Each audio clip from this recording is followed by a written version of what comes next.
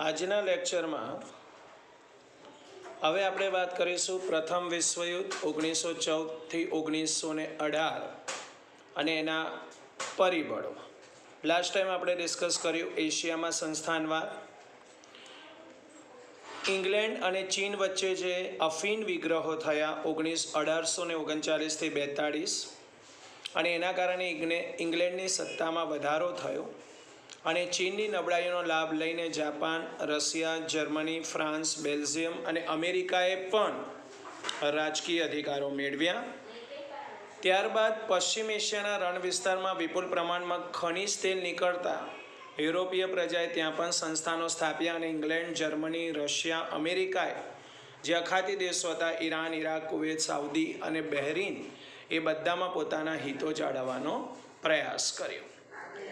આફ્રિકાની વાત કરીએ તો આફ્રિકામાં દક્ષિણ ભાગમાં સૌપ્રથમ ડચ પ્રજાએ સંસ્થાપન કર્યું અને ઔદ્યોગિક ક્રાંતિને કારણે કાચા માલની પ્રાપ્તિને તૈયાર માલના વેચાણ માટે આફ્રિકા વધારે અનુકૂળ દેશ જણાતા યુરોપીય દેશોએ સંસ્થાનો સ્થાપ્યા. એમાં ઇંગ્લેન્ડે ઇજિપ્ત, પૂર્વ આફ્રિકાના કેટલાક વિસ્તારો, ફ્રાન્સે ટ્યુનિશિયા, મોરોક્કો અને પશ્ચિમ આફ્રિકાના પ્રદેશોમાં પોતાનું રાજ્ય, જર્મનીએ પૂર્વ પશ્ચિમ આફ્રિકામાં કેટલાક પ્રદેશોમાં પોતાનું સામ્રાજ્ય, ઇટાલીએ રાતા સમુદ્રની આજુબાજુના આફ્રિકન પ્રદેશો કબજે કર્યા, સ્પેન અને પોર્ટુગલે પણ આફ્રિકાના કેટલાક પ્રદેશો કબજે કર્યા અને આ બધા પ્રાદેશિક વિસ્તારો મેળવવાની સ્પર્ધા વચ્ચે બર્લિન ખાતે એક યુરોપીય દેશોની પરિષદ યોજાઈ 1884-85માં અને એમાં આફ્રિકાના બધા પ્રદેશો વહેંચી લેવામાં આવ્યા અને યુરોપના સંસ્થાન ભૂખ્યા જે રાષ્ટ્રો હતા એમને એશિયા અને આફ્રિકાના દેશો પર પોતાના આ રીતે સંસ્થાનો સ્થાપી સ્વહસ્તક કર્યા.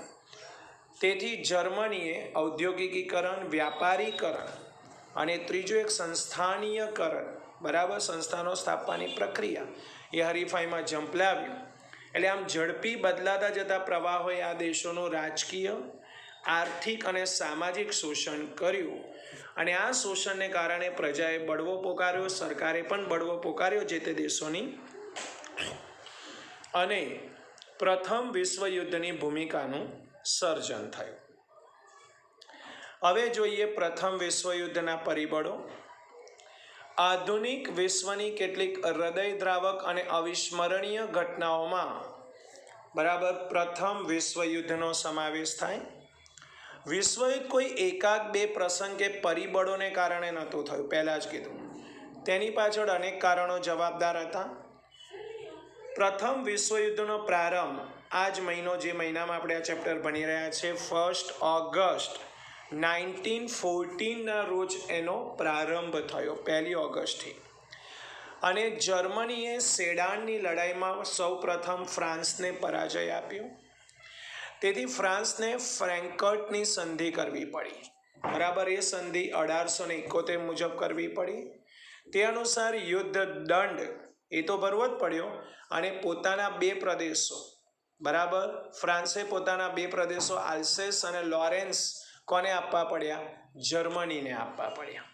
એટલે ફ્રાન્સ આ અપમાન ક્યારેય ના ભૂલી શક્યું, 1871નું અપમાન ક્યારેય ના ભૂલી શક્યું. આમ ફ્રેન્કર્ટની આ સંધિ જ એક પ્રથમ વિશ્વયુદ્ધનું મુખ્ય કારણ બન્યું. જે સંધિ પ્રમાણે આલ્સેસ અને લોરેન્સ જર્મનીને આપવા પડ્યા હતા. કોને આપવા પડ્યા હતા? ફ્રાન્સે. એ જ એનું મુખ્ય કારણ બન્યું. આમ એક યુદ્ધના અંતમાં જ, યાદ રાખજો, આ યુદ્ધના અંતમાં જ બીજા ભવિષ્યમાં ઊભા થનારા યુદ્ધના બીજ રોપાઈ ગયા હતા. એમાં આપણે પહેલું જોઈએ કયું પરિબળ? આર્થિક પરિબળ. 19મી સદીમાં ઇંગ્લેન્ડે એશિયા અને આફ્રિકામાં એક વિશાળ સામ્રાજ્ય સ્થાપ્યું, જે હમણાં ભણી ગયા. ઇંગ્લેન્ડે સ્થાપ્યું અને પોતાના સંસ્થાનોનું આર્થિક શોષણ કરી, જ્યાં જ્યાં પોતાના સંસ્થાનો કે સંસ્થાનવાદ વિસ્તાર્યો હતો ત્યાં આર્થિક શોષણ કરી ઇંગ્લેન્ડ દિવસે દિવસે ધનવાન બનતું જતું. અને ઔદ્યોગિક ક્રાંતિ અને સંસ્થાનવાદના ઝડપી ફેલાવાને લીધે યુરોપને પુષ્કળ કાચા માલની જરૂર પડી. દુનિયાના ઘણા બધા દેશોમાં જ્યાં એમનું વર્ચસ્વ હતું ત્યાં તૈયાર માલ પહોંચાડવાનો હતો, એટલે કાચા માલની જરૂર પડતી. અને 19મી સદીની છેલ્લા 25મીમાં એટલે છેલ્લા 25 વર્ષમાં જર્મનીએ એશિયા અને આફ્રિકાના બજારો મેળવવા માટે હરીફાઈ કરી. જર્મનીએ હરીફાઈ કરી એશિયા અને આફ્રિકાના બજારો મેળવવા. જર્મનીએ ઇંગ્લેન્ડ તથા ફ્રાન્સની તુલનામાં, યાદ રાખજો, ઇંગ્લેન્ડ અને ફ્રાન્સની કમ્પેરિઝનમાં સસ્તો માલ આપવા માંડ્યો. એ જ મુખ્ય દુશ્મનાવટનું કારણ હતું. તેને એશિયા અને આફ્રિકાના ઇંગ્લેન્ડ તથા ફ્રાન્સના બજારો એ રીતે તોડવા માંડ્યા. ઇંગ્લેન્ડ અને ફ્રાન્સના બજારો કોને તોડ્યા? જર્મનીએ તોડ્યા. ઇંગ્લેન્ડ અને ફ્રાન્સના બજારો અને એશિયા અને આફ્રિકાના બજારો તોડવા માંડ્યા. પરિણામે એક બાજુ જર્મની અને બીજી બાજુ ઇંગ્લેન્ડ, યાદ રાખજો, આ બંને વચ્ચે તીવ્ર આર્થિક સ્પર્ધા, બજારો મેળવવાની સ્પર્ધા, માલ વેચવાની સ્પર્ધા, એ સ્પર્ધાઓ બરાબર આ યુદ્ધનું એક પરિબળ બની હતી. પછી કહે છે લશ્કરવાદ. પહેલું આર્થિક પરિબળ હતું. સૌથી સસ્તો માલ જર્મની વેચવા માંડ્યું, જે ઇંગ્લેન્ડને ગમ્યું નહીં, અને એ પણ આ યુદ્ધનું કારણ હતું. લશ્કરવાદ. યુરોપના રાષ્ટ્રોમાં પ્રાદેશિક વિસ્તાર માટે જે હરીફાઈ થઈ તેના માટે લશ્કરી બળ આવશ્યક અને મહત્વનું હતું. કેમ કે લશ્કરી તાકાત વગેરે પ્રાદેશિક વિસ્તારો પોતાના અંકુશમાં આવે એવા નહોતા. અને માટે ઇંગ્લેન્ડ, ફ્રાન્સ, ઓસ્ટ્રિયા અને રશિયા, આ 4 દેશોએ, યાદ રાખજો, ઇંગ્લેન્ડ, ફ્રાન્સ, ઓસ્ટ્રિયા, રશિયા વગેરે રાષ્ટ્રોએ પોતાની કઈ તાકાત વધારવા માંડી? સૈન્ય તાકાત વધારવા માંડી. જાપાન, ઇટાલી અને જર્મની જેવા કેટલાક રાષ્ટ્રોમાં ફરજિયાતપણે કઈ તાલીમ શરૂ થઈ ગઈ? લશ્કરી તાલીમ શરૂ થઈ. અને સ્વરક્ષણના બહાના નીચે, એટલે કે પોતાના દેશનું, ખાલી એવું કે ભાઈ બીજાના દેશના આક્રમણથી અમને ભય છે, એટલે સ્વરક્ષણના બહાના નીચે એ લોકોએ શસ્ત્રોનું ઉત્પાદન શું કર્યું? વધાર્યું. આમ લશ્કરવાદને ઉત્તેજન મળ્યું, શસ્ત્રોનું ઉત્પાદન વધવા માંડ્યું. અને આર્થિક સ્પર્ધાઓ ઉપર, વેપારી આર્થિક એ બધી સ્પર્ધાઓ તો થતી હતી, એમાં પાછી કઈ સ્પર્ધા ઉમેરાઈ? લશ્કરી સ્પર્ધા ઉમેરાતા યુદ્ધનું વાતાવરણ વધારે ઉગ્ર, વધારે તીવ્ર બન્યું હતું. એટલે આર્થિક પરિબળ તો યુદ્ધનું કારણ બન્યો જ, સાથે સાથે લશ્કરવાદ અને આ લશ્કરી સ્પર્ધા ઉમેરાઈ, શસ્ત્રોનું ઉત્પાદન વધાર્યું સ્વરક્ષણના બહાના હેઠળ, અને આ પહેલા વિશ્વયુદ્ધ અને પ્રથમ વિશ્વયુદ્ધને વધારે બળ મળ્યું. પછી કહે છે જૂથબંધી અને ગુપ્ત સંધિઓ. પ્રથમ વિશ્વયુદ્ધ સર્જવામાં જૂથબંધી અને ખાસ કરીને ગુપ્ત કરારોએ બહુ મહત્વનો ભાગ ભજવ્યો. પ્રથમ વિશ્વયુદ્ધ પહેલા દુનિયા 2 જૂથોમાં વહેંચાયેલું હતું. પહેલું વિશ્વયુદ્ધ પહેલા દુનિયા 2 ભાગમાં હતું. એક બાજુ, યાદ રાખજો આ બંને, એક બાજુ જર્મની, ઓસ્ટ્રિયા, હંગેરી, બલ્ગેરિયા અને તુર્કસ્તાનનું જૂથ. આ પહેલું જૂથ. જર્મની, ઓસ્ટ્રેલિયા નહીં, જર્મની, ઓસ્ટ્રેલિયા, હંગેરી, બલ્ગેરિયા અને તુર્કસ્તાન. જ્યારે બીજી બાજુ ઇંગ્લેન્ડ, ફ્રાન્સ, રશિયા અને જાપાન, આ લોકોનું જૂથ હતું. ઇંગ્લેન્ડ, ફ્રાન્સ, રશિયા અને જાપાન. આ બંને જૂથો વચ્ચે હંમેશા ઈર્ષા, દુશ્મનાવટ, શંકા, કુશંકા, ભય અને તિરસ્કાર, એટલે ટૂંકમાં મોટામાં મોટી દુશ્મનાવટ આ બંને જૂથો વચ્ચે હતી. ઈર્ષા હતી, એકબીજાના પ્રદેશો પડાવવાની આ લોકોની સ્પર્ધા હતી, એકબીજાનો ડર હતો આક્રમણનો, તિરસ્કાર કરતા અને શંકાથી જીવતા હતા. શંકા, કુશંકા, ઈર્ષા, દુશ્મનાવટ, ભય અને તિરસ્કારની ભાવના પેદા થઈ, અને આ ભાવનાને કારણે જ એક પ્રથમ વિશ્વયુદ્ધને વધારે બળ મળ્યું, અને એ જ આ જૂથબંધી અને ગુપ્ત સંધિઓ એ જ પ્રથમ વિશ્વયુદ્ધનું મોટું કારણ બન્યું. સૌથી મહત્વનું કારણ ગણવામાં આવે છે ઉગ્ર રાષ્ટ્રવાદની ભાવના. બેલ્જિયમ અને ગ્રીસની સ્વતંત્રતા, યાદ રાખજો, હમણાં જ આપણે વાત કરી. બેલ્જિયમ અને ગ્રીસની સ્વતંત્રતા અને ઇટાલી અને જર્મનીનું બરાબર એકીકરણ, બંને ભેગા થઈ ગયા. બેલ્જિયમ, ગ્રીસ અલગ રીતે આઝાદ થયા, ઇટાલી, જર્મની ભેગા થયા, અને એ એકીકરણ રાષ્ટ્રવાદના પરિણામો હતા. પરંતુ ત્યારબાદ યુરોપમાં રાષ્ટ્રવાદની ભાવનાએ ઉગ્ર અને સંકુચિત સ્વરૂપ ધારણ કર્યું, વધારે વિસ્તૃત. એટલે ઉગ્ર, તીવ્ર અને સંકુચિત સ્વરૂપ ધારણ કર્યું. યુરોપમાં આર્થિક ઈર્ષાઓ, ખેંચતાનો થવા માંડી સત્તાની, બરાબર, નાણાકીય ઈર્ષાઓ, ખેંચતાનો અને પ્રતિસ્પર્ધાઓને સામ્રાજ્યવાદ, એકબીજાના પ્રદેશો પડાવવાની સ્પર્ધા એટલી હદે વધી ગઈ કે એકબીજાના રાષ્ટ્રના હિતો ટકરાવા લાગ્યા. એક જ રાષ્ટ્રના બધા અલગ અલગ જૂથો અંદર ખાને ઝઘડવા માંડ્યા. એકબીજાના રાષ્ટ્રો જે જૂથમાં ભેગા હતા, ઇંગ્લેન્ડ, જાપાન, બરાબર, જર્મની, આ બધા જૂથો શું કરવા લાગ્યા? ટકરાવા લાગ્યા. ધ્યાન રાખજો, જેમ કે ઇંગ્લેન્ડ છે, રશિયા છે, જાપાનની અંદર ખાને ટકરાવા લાગ્યા. જર્મની, ઓસ્ટ્રિયા, હંગેરી એ ટકરાવા લાગ્યા.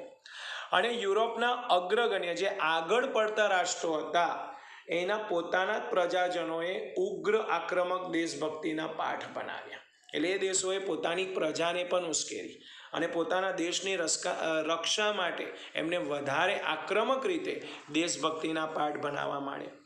પોતાના દેશ પ્રત્યે પ્રેમ અને અન્ય રાષ્ટ્રોની ધૃણા, યાદ રાખજો, આ પ્રોત્સાહન આપ્યું કે પોતાના દેશ, પોતાની માતૃભક્તિને વધારે પ્રેમ કરો અને અન્ય રાષ્ટ્રો પ્રત્યે ધૃણા, તિરસ્કાર કરો. એવી રીતે દુશ્મનાવટ ઊભી કરી. જર્મન સમ્રાટ, યાદ રાખજો, કાઇસર વિલિયમ બીજો, આ જર્મનનો એ વખતનો રાજા હતો કાઇસર વિલિયમ બીજો, એને ઉગ્ર રાષ્ટ્રવાદ, એવું કહેવાય છે કે ઉગ્ર રાષ્ટ્રવાદ અને સામ્રાજ્યવાદનો પ્રણેતા કોણ હતો? કાઇસર બીજો, કાઇસર વિલિયમ બીજો ઉગ્ર રાષ્ટ્રવાદ અને સામ્રાજ્યવાદનો પ્રણેતા હતો. બહુ વધારે પડતો મહત્વાકાંક્ષી હતો અને વિશ્વ પ્રભુત્વની, આખું સમગ્ર વિશ્વ એ જર્મનીમાં જોડી દેવા માંગતો હતો. એ વિશ્વ પ્રભુત્વની નીતિમાં માનતો હતો. એટલે તે પોતાની પ્રચંડ વિશાળ લશ્કરી તાકાતથી દુનિયાભરમાં પોતાનું ધાર્યું કરાવવા માંગતો. પોતાની લશ્કરી તાકાતથી, જર્મનીને આ લશ્કરી તાકાતથી ઇંગ્લેન્ડને, અમેરિકાને, પછી બેલ્જિયમને, એ બધાને ગભરાવતો હતો. બરાબર, તુર્કિસ્તાનને, પોતાના પડોશી દેશોને પણ એ ગભરાવતા હતા. જાપાન, જર્મની, બરાબર, જર્મની જાપાનને પણ એ હદે ગભરાવતું હતું ત્યાં. ધ્યાન રાખજો, બરાબર. એટલે વિશ્વ પ્રભુત્વની નીતિમાં એ માનતો. પોતાની પ્રચંડ લશ્કરી તાકાતને પોતાનું ધાર્યું કરતો હતો. બરાબર, પોતાની ઈચ્છા પ્રમાણે એ વિસ્તારવાદ, બરાબર, ફેલાવતો જતો હતો, પોતાનું ધાર્યું કરતો હતો.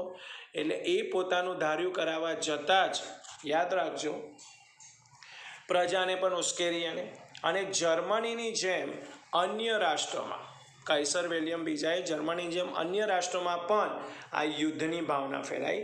પહેલાં તો પોતાના દેશ પ્રત્યે પ્રેમભાવ, રાષ્ટ્રીય એકતા અને અન્ય દેશો પ્રત્યે તિરસ્કારને ધૃણા, એના કારણે અન્ય દેશોમાં પણ યુદ્ધની ભાવના ફેલાઈ અને આ ભાવનાને કારણે જ એ પરિણામ શું આવ્યું?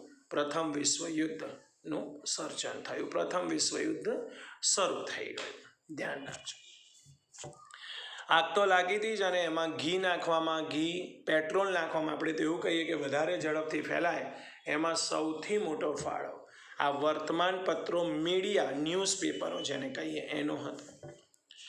યુરોપના રાષ્ટ્રોમાં વર્તમાન પત્રો, બરાબર, યુરોપના જે વર્તમાન પત્રો પરસ્પર આકરા, ઉત્તેજિત અને ઉશ્કેરણીજનક, અતિશયોક્તિ પર રાઈનો પર્વત બનાવે. નાની નાની વાતોને બહુ મોટું સ્વરૂપ આપીને રજૂ કરે. એટલે પરસ્પર આકરા શબ્દો, ઉશ્કેરણીજનક, એ વાંચીને પ્રજાનું આમ લોહી ગરમ થઈ જાય, ઉશ્કેરાય. અને વધારે પડતા, બરાબર, અતિશયોક્તિ ભરા અને જૂઠ્ઠા લખાણો. ધ્યાન રાખજો, લખાણો સાચા નહોતા, ઉશ્કેરવા માટે લખ્યા. અને જૂઠા લખાણોએ પરસ્પર હરીફ દેશ વિરુદ્ધ ઝેર ઓક્યું. બરાબર, પોતાના દુશ્મન દેશ વિરુદ્ધ ઝેર ઓકી અને દુશ્મન દેશની વિરુદ્ધમાં પ્રજાના મગજમાં એટલી બધી નફરત જગાવી દીધી કે જો લખ્યું જ છે કે પ્રજામાં દુશ્મનાવટની લાગણી એટલી હદે ભડકાવી કે સત્તા સ્થાને બેઠેલા લોકો શાંતિ સ્થાપવા કે સમાધાન કરવાના પણ પ્રયત્નો ન, કેમ કે પ્રજા જેટલી ઉશ્કેરાય, પ્રજા જ મોટા ટોળાને ટોળા બહાર નીકળે, લડવા નીકળે, વિરોધ કરે, હડતાલ પાડે. એટલે જે સત્તા કે શાસન પર બેઠેલા લોકો હતા એ લોકો પણ જે બીજા દેશો સાથે કે દુશ્મન દેશો સાથે શાંતિ કે સમાધાન કરવાના પણ પ્રયત્નો કરતા હતા. એ પણ આ પ્રજાનો જોશ અને વિરોધ જોઈ, જુસ્સો જોઈ એ પણ શાંતિ મંત્રણા કરી શક્યા નહીં. અને એમાં સૌથી મોટો ફાળો કોનો હતો? મેં પહેલાં જ કીધું. કોનો હતો સૌથી મોટો ફાળો? બરાબર, વર્તમાન પત્રોનો સૌથી મોટો ફાળો હતો. અને પછીનું એક બહુ મહત્વનું પરિબળ હતું યુદ્ધ અંગેનું તત્વજ્ઞાન. એમાં એવું જ કે જે શક્તિશાળી છે એને જીવવાનો હક છે, નબળા લોકોને જીવવાનો હક નથી. યુરોપમાં તો હવે એક જ વાત ફેલાઈ ગઈ, સમગ્ર યુરોપમાં હવે તો એવું કહેવા લાગ્યું કે સમગ્ર યુરોપમાં હવે યુદ્ધ એ જ કલ્યાણ. એ નીતિએ જોર પકડ્યું. ટ્રિસ્કે જેવા જર્મન લેખકોએ સિદ્ધાંત પ્રચલિત કર્યો. ટ્રિસ્કેએ જ આ સૂત્ર આપ્યું કે શક્તિમાનને જ જીવવાનો હક છે.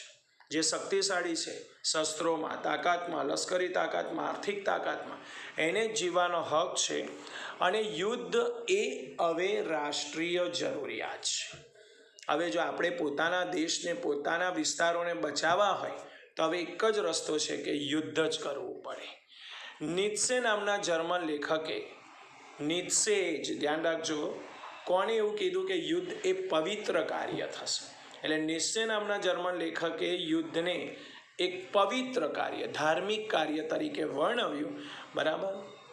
ત્યારબાદ ઓસ્ટ્રિયાના રાજકુમાર અને તેની પત્નીની બ્લેક હેન્ડ નામની, ધ્યાન રાખજો, ઓસ્ટ્રિયાના રાજકુમાર અને તેની પત્નીની બ્લેક હેન્ડ નામની સર્બિયાની ઉગ્રવાદી સંસ્થાના સભ્યે ગોળી મારીને શું કરી? હત્યા કરી. સર્બિયાની ઉગ્રવાદી સંસ્થા હતી, એના સભ્યે ઓસ્ટ્રિયાના રાજકુમાર અને તેની પત્ની એટલે હસબન્ડ વાઈફ બંનેની હત્યા કરી.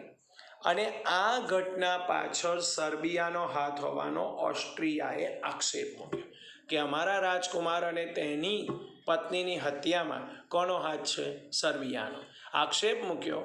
અને 48 કલાકમાં જ તેના ગુનેગારને પકડી, યાદ રાખજો, 2 દિવસમાં તેના ગુનેગારને પકડી ઓસ્ટ્રિયા સમક્ષ હાજર કરવાનો સર્બિયાને આખરી નામ આપ્યું કે તમારા દેશમાં જ અમારા રાજકુમાર અને તેની પત્નીના હથિયારા છુપાયા છે. જો 48 કલાકમાં તમે એ હત્યારાઓને અમને નહીં સોંપો તો બહુ જ ખરાબ થશે. આખરી નામો, છેલ્લી વોર્નિંગ આપી. ધ્યાન રાખજો. સર્બિયાએ પોતે આ બાબત, સર્બિયાએ એવું કીધું ભાઈ અમને તો આ બાબતની કશી ખબર જ નથી ને અમારા દેશમાં આવા કોઈ ગુનેગાર નથી. આ બાબતથી અજાણ હોવાનું સર્બિયાએ જાહેર કર્યું. અને ઓસ્ટ્રિયાએ સર્બિયાનું કશું કહ્યું માન્યું નહીં. ઓસ્ટ્રિયાએ સર્બિયાનું કશું નહીં સાંભળ્યું અને ડાયરેક્ટલી સર્બિયા સામે ઓસ્ટ્રિયાએ શું જાહેર કર્યું? યુદ્ધ. ડાયરેક્ટ પહેલી વાર યુદ્ધની શરૂઆત ઓસ્ટ્રિયાએ કરી. કોની સામે? સર્બિયા સામે. અને આ સાથે જ પ્રથમ વિશ્વયુદ્ધનો પ્રારંભ થયો. એ રાજકુમારની પત્નીની બ્લેક હેન્ડ નામની સંસ્થા હતી, ઉગ્રવાદી સંસ્થા, એ એમને બંનેની હત્યા કરી. અને ઓસ્ટ્રિયાએ આક્ષેપ મૂક્યો કે ભાઈ સર્બિયાની સંસ્થા છે, 48 કલાકમાં અમને આપી દે. પણ સર્બિયાએ એવું કીધું કે ભાઈ આવી કોઈ ઘટનાની અમને જાણ નથી ને આવા કોઈ હત્યારા અમારી પાસે છે જ નહીં. અને ઓસ્ટ્રિયાએ બાબત માની નહીં અને એની સામે ડાયરેક્ટલી યુદ્ધ ચાલુ કરી દીધું. અને આ સાથે જ પ્રથમ વિશ્વયુદ્ધનો શું થયો? પ્રારંભ થયો. ખ્યાલ આવી ગયો? એટલે પહેલા વિશ્વયુદ્ધની શરૂઆત આ સાથે જ થઈ હતી. બરાબર. જો ઓસ્ટ્રિયા અને સર્બિયા વચ્ચે આ વાત ના થઈ હોત, ખાલી વિચારણા ચાલતી હતી, ખાલી વિચારણા ચાલતી હતી કે હવે યુદ્ધ એ જ કલ્યાણ, યુદ્ધ એ જ જરૂરિયાત છે, શક્તિમાનને જીવવાનો હક છે, બરાબર, અને પવિત્ર કાર્ય, એ બધી વિચારધારાઓ વર્તમાનપત્રો ખાલી ઉશ્કેરતા હતા. ઉગ્ર રાષ્ટ્રવાદની ભાવના હતી, પ્રતિસ્પર્ધા હતી, સામ્રાજ્યવાદ હતો. આ બધી ખાલી વૈચારિક બાબતો ચાલતી. હજુ યુદ્ધ શરૂ નહોતું થયું. પણ આ બધી, બરાબર, સંસ્થાનવાદની ને વિભિન્ન નેતાગીરીઓમાં એવું જોવામાં આવ્યું કે એમાં સૌથી વધારે બલીના બકરા બન્યા ઓસ્ટ્રિયા અને સર્બિયા. એમાં જે આગળ વધારે ઉશ્કેરણીજનક લખાણ લખનારા જર્મની હતા, ઇંગ્લેન્ડ હતા, જાપાન હતા, એ બધા તો શાંત રહ્યા હતા એ વખતે. બરાબર છે. એ બધા એ વખતે શાંત રહ્યા, પણ સૌથી વધારે નુકસાન કોને થયું? ઓસ્ટ્રિયા અને સર્બિયાને. અને એમને આ વાત કશી માની નહીં અને તેથી પ્રથમ વિશ્વયુદ્ધની શરૂઆત. તો એટલે પ્રથમ વિશ્વયુદ્ધ 1914ના રોજ 1 ઓગસ્ટથી ચાલુ થયું. અને એમાં પહેલું આર્થિક પરિબળ, બીજું લશ્કરવાદ, જૂથબંધી અને ગુપ્ત સંધિઓ, ઉગ્ર રાષ્ટ્રવાદની ભાવના, વર્તમાનપત્રોનો ફાળો અને યુદ્ધ અંગેનું તત્વજ્ઞાન. અને એમાં જ આ બ્લેકહેન્ડ નામની સંસ્થાના કાર્યને લીધે સર્બિયા સામે ઓસ્ટ્રિયા યુદ્ધ જાહેર કર્યું. ત્યારથી જ પ્રથમ વિશ્વયુદ્ધનો શું થયો? પ્રારંભ થયો. બસ આજે અહીં સુધી જોયેલું છે.